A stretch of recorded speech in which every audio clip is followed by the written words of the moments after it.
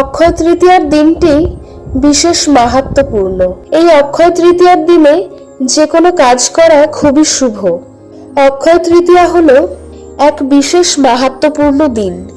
প্রতি বছর বৈশাখ মাসের শুক্লপক্ষের তৃতীয়া তিথিতে পালিত হয় অক্ষয় তৃতীয়া। এই অক্ষয় তৃতীয়ার দিন সূর্য ও চন্দ্র উভয়ই তাদের উচ্চ রাশিতে অবস্থান করে। বিশ্বাস করা হয় এই দিনে সূর্য ও চন্দ্র উভয়ের সম্মিলিত আশীর্বাদের ফল অক্ষয় হয়। অক্ষয় শব্দের অর্থ অমর, অর্থাৎ যার কোনো ক্ষয় নেই। এবছর 2024 সালের অক্ষয় তৃতীয়া পালিত হবে আগামী 10ই মে। মে মাসের 10 তারিখ শুক্রবার ভোর 4:17 শুরু হবে বৈশাখ মাসের শুক্লপক্ষের তৃতীয়া তিথি। এই অক্ষয় তৃতীয়া তিথি চলবে পরের দিন 11ই মে শনিবার রাত 2:50 পর্যন্ত। এই অক্ষয় তৃতীয়ার শুভ সময় থাকবে 10ই মে সকাল 5:49 থেকে রাত 12:23। এই অক্ষয় তৃতীয়ায় যে কাজে হাত দেবেন তাতেই সাফল্য লাভ করবেন।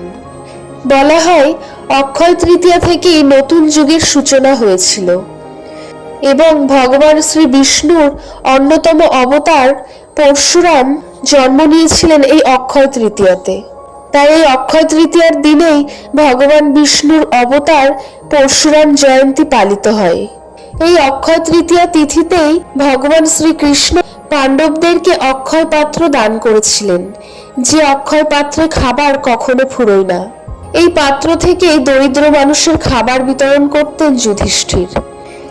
সেই কারণেই অক্ষয় তৃতীয়ায় দান করলে তার শুভ ফল লাভ করা যায়। এই দিনেই ত্রেতা যুগের শুরু হয়েছিল এবং এই শুভ দিনেই মর্তে আগমন হয় দেবী গঙ্গার।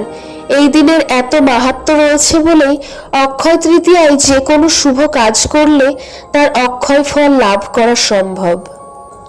সনাতন ধর্ম অনুযায়ী গোটা বছরের মধ্যে সব থেকে শুভ দিন হলো এই অক্ষয় তৃতীয়া।